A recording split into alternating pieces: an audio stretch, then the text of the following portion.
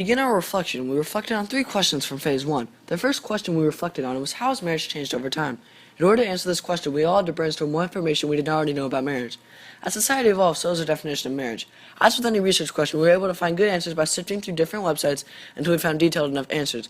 Most of our answers were found fairly easy since many websites directly answered the questions. The second question we reflected on was what are people's different views on marriage? Marriage was seen in several different ways. There are indeed other types of marriage besides guy, girl, or gay marriages. There are many couples that consist of one man married to multiple women. This is called polygamy and is still used today.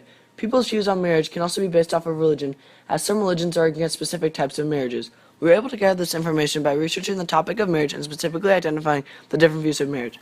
The last question we reflected on was how does religion tie into marriage? Marriage is tied in with a lot of religions. In the Catholic religion, the idea of clerical celibacy is required, and this idea being that priests are not allowed to marry.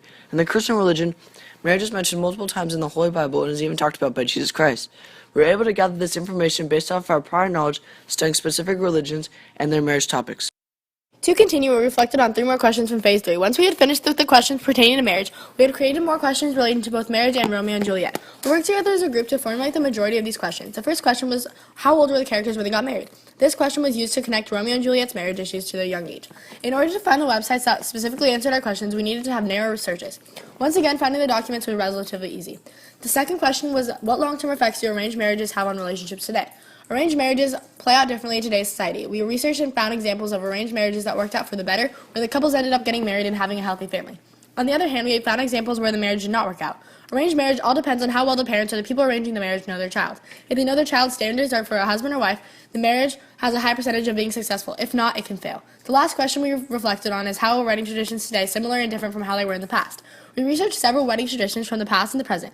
The biggest difference that we found was in the way in which marriage was viewed. Marriage began with polygamous beliefs, which eventually ended, then one man and one woman, and now gradually over time there is less limitations on views of marriage. Religion has also been greatly affected from how it was involved in marriage in the past. Religion has become less prominent in the process of marriage over the years. We found in the information through our research, and we were able to answer and understand several marriage traditions.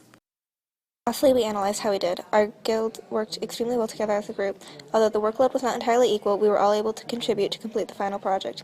We feel as though we overall did very well on the assignment because of this teamwork and ability to cooperate together easily. Additionally, we agree that this project was done successfully because of the hard work, time, and effort we put in.